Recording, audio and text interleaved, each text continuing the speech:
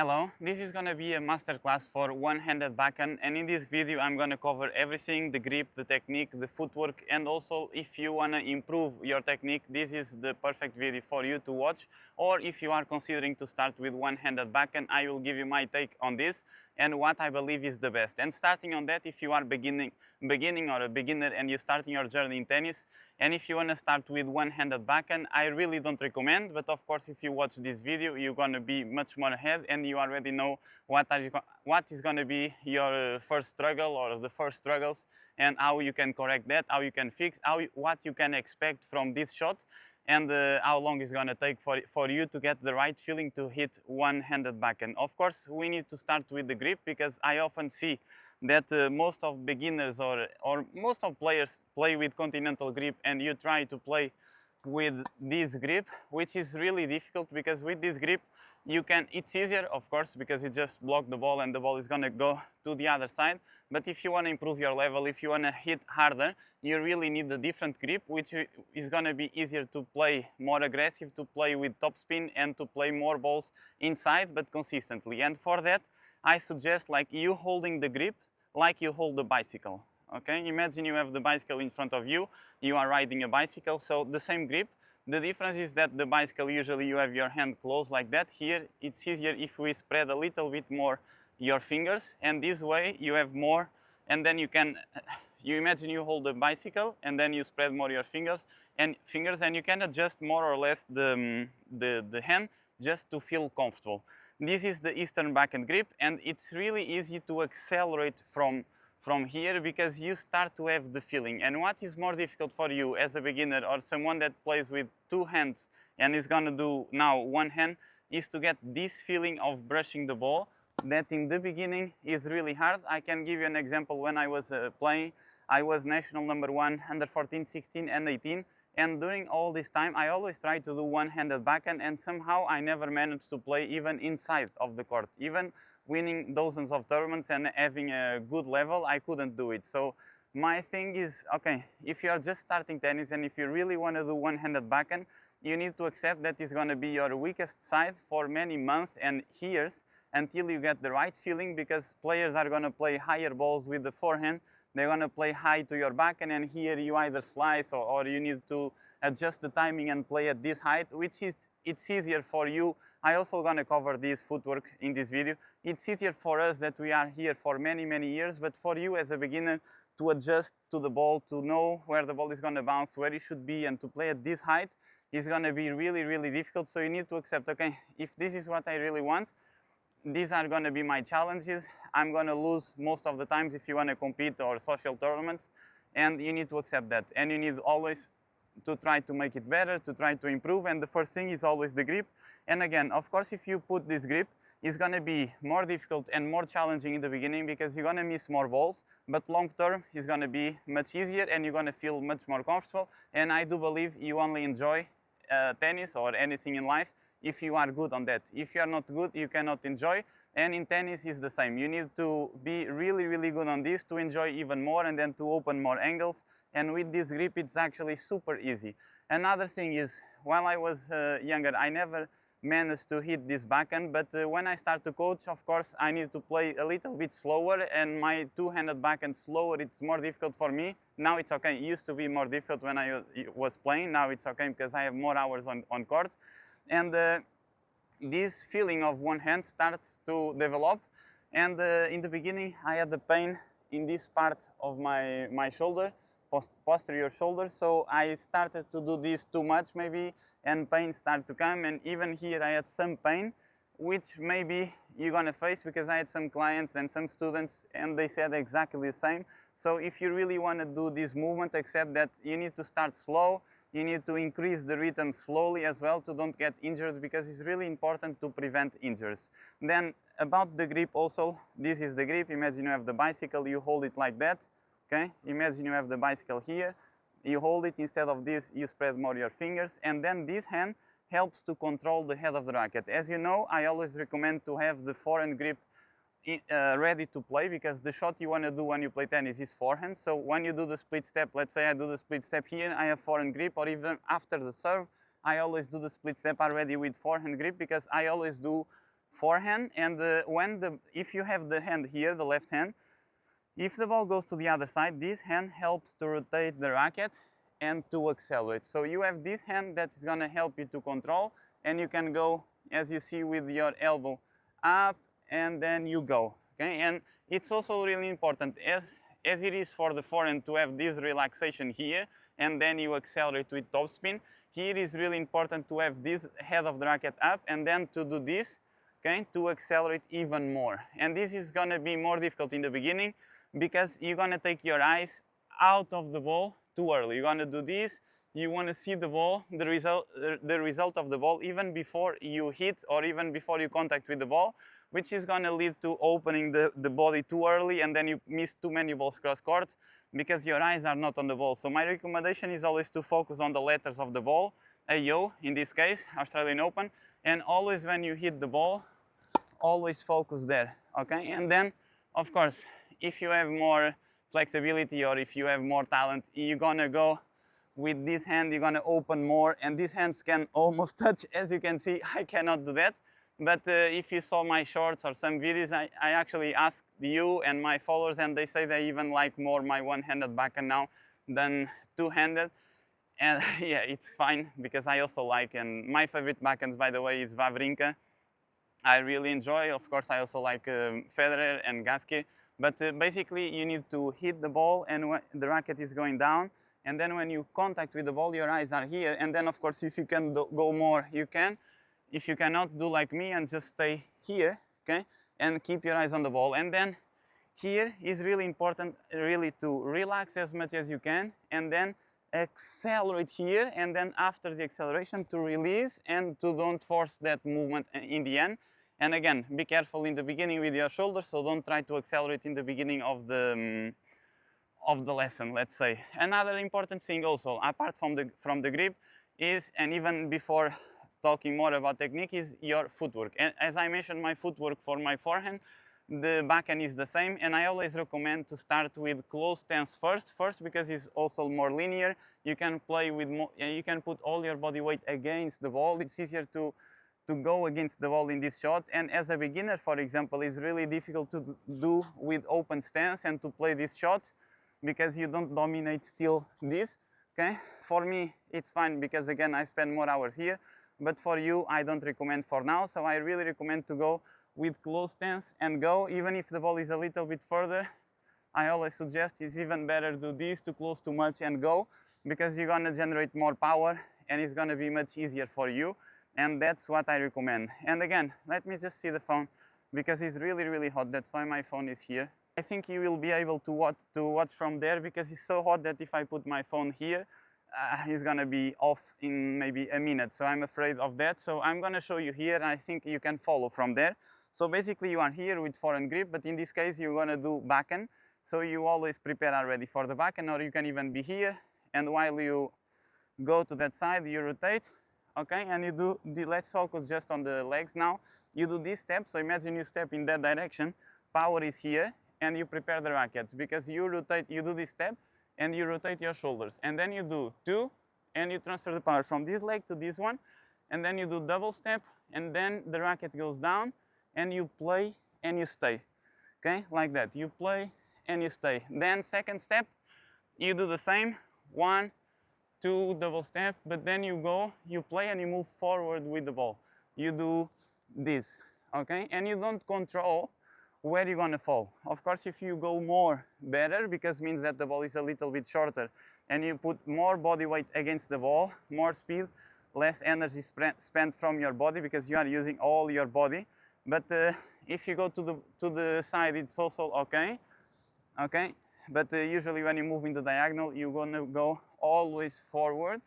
And also this step forward, this one, is a consequence of a good shot. So if you really play the ball on your side here, if you really play the ball on your side and in front of you to finish the shot, you're gonna fall. Imagine you have one ball here and another one there, and to finish the second ball, you're gonna fall naturally. You cannot just go with the legs, because I said, you need to really play the ball in front of you with distance between your body, the racket, and the ball, and then you fall. And then the last one you do with recovering, 1, 2, double step, 1, 2. Power is here, and then you recover, 1, 2, split, and again, while you recover, you are always looking to your opponent. Okay, you need to look there, because if you do this to look to the middle, if you do here, they are gonna play here, and you're gonna miss the shot. This is the first footwork to start, and then the second, of course, is to run to the side. So you do almost the same. You are here, skipping, split step, 1, 2, 3, 4, here. And then you go and play, and then you recover. 1, 2, split step, and notice that I already have the forehand grip ready. This is the basic footwork for you to start as a beginner. Again, remember that power comes from your legs. Don't focus on so much things. The priority is really, I start on the line because the first step should be always to the line. When you are here, the first step is always to the line, is not here, is not here. For now, because you are learning, then of course you change. But then the second thing is when you do this first step, to rotate your shoulders and to see the ball from here instead of being facing the court. You really need to rotate your shoulders, head of the racket up, because you have the time, your elbow a little bit more up, and then it's much easier to play, because if you go with the head of the racket up, here, relax, and you go. Because if you go here, then the head of the racket is gonna have more acceleration, and you're gonna accelerate more balls, play faster. That's what you really want. But again, remember, when you start to play tennis, when you start with this journey, it's really important to understand that the first goal of backhand or any other shot is to be consistent, to be able to play 100 balls, 1,000 balls inside of the court, just inside. Then once you are good on that, you just control cross court and down the line, cross court and down the line, and see if you can manage well the directions, because it's really important to manage where you want to play more balls. Again, if you want to play more safe, just cross high, because higher is the ball, deeper is the ball. And then the last is the speed. And before the last, you have top spin, but top spin, you actually, if you already have the grip, you're already using top spin. And of course, you can have many exercises to work on top spin for your backhand, as we have for the forehand. But the basic one is just to get close to the net, or even here, and you can even do it alone. You can feed the ball and see if when you hit the ball, you can listen this brushing. This is the first goal. Even before you start with any other drill, this is the first thing you need to do, is to try to listen this sound, the brushing the ball, and then if you listen that, you can start to do more exercises. And this you can even do alone, as I show. You can feed the ball, and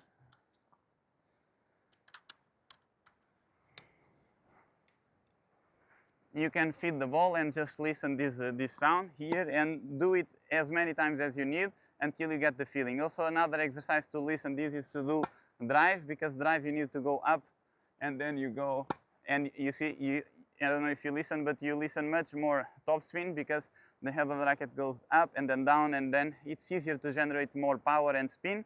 These are basic exercises you can do alone. You can just manage how you feed the ball.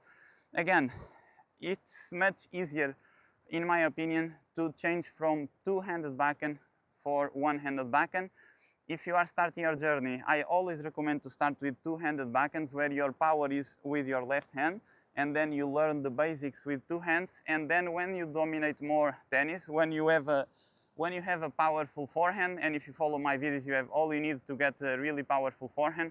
If you have a powerful forehand, if you move well, if you know how to do volley, smash, serve, if you are confident already, then yes, I would suggest to change for one hand if you really want, except that struggles in the beginning. But if you really want, you can do it. Everyone can do it. If I can change, and if I can have a better one-handed backhand without any practice, because I never practice this shot, you can also have, because I'm not special, no one is special.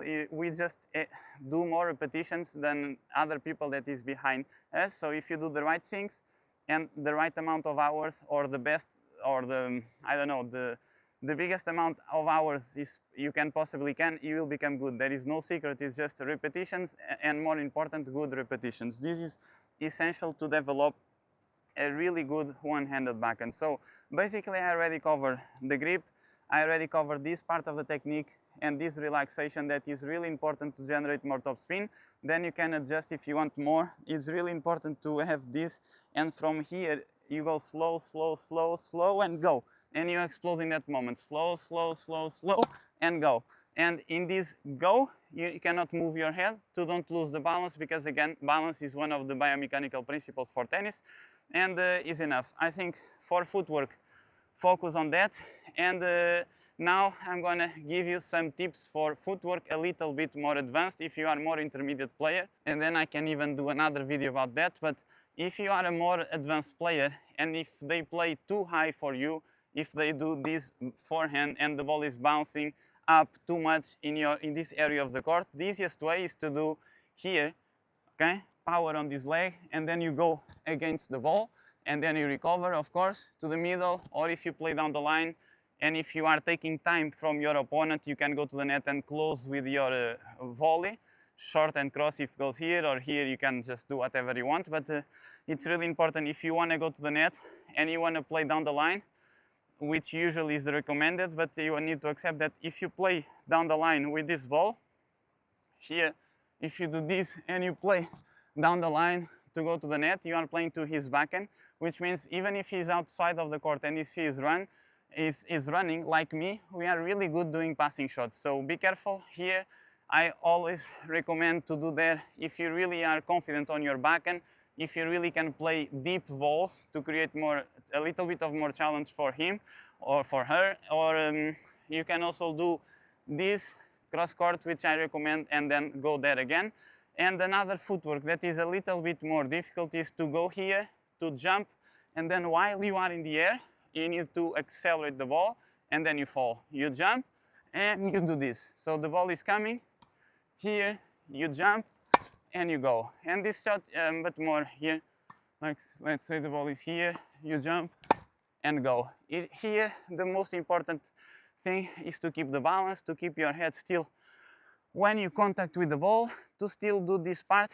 And these two footworks are really important to help you improve your one-handed backhand, to anticipate the ball when the ball is shorter, and to avoid playing balls here. Because if you do this footwork, you're gonna try to play when the ball is here, or if you're gonna do this, also this good. And if you play well, if you know how to move, if you have confidence in all other shots, is gonna be easy as well. If you wanna go back, of course you can go back, but in this case, I will not teach you. I mean, I can say you go 1 here, 2, 3, and you can do this, okay? Or you can do, you are here, you can do 1, head of the racket up, because also the ball is up, 2, 3, and you can do here, and then you recover, 1, 2, split. But I mean, if the ball is higher, it's much easier to, if you have time, to go around and to play 1 forehand here, because if you have time, if you need to go back, you have time to go with your forehand and play heavy balls with topspin to his backhand again, and then go again with forehand and start to dominate the point from there. Again, it's really important to understand that even though you want to do one-handed backhand, forehand for me is the most important shot, and is the shot that alone will win points. Backhand, just try to simplify. If you really want to do one-handed backhand, try to play cross-court as many times as you can to avoid many mistakes. If you have any questions, or if you think I didn't cover a lot of things in this video, or if you would like me to add something else, also let me know. If someone does slice, and if you are doing, I forgot that, if someone does slice and you are doing one-handed backhand, it's really important to accelerate as much as you can, because when they do slice, you need to accelerate more to play the ball inside and be easier. You miss less, and you play a little bit heavier, and you either play and stay, or you play and go, but you need to stay low, okay? Because if you go up, you lose the control. Yeah, I think it's all. Let me know if you have any questions. Again, you have the links below in the description if you want to join my forehand courses, if you want to book one-to-one lesson online with me. Also, my top 5 forehand drills are here. You can just check the links and see if that interests for you. For this video, it's all, and I hope you enjoy, and I'll see you in this video right here. Thank you.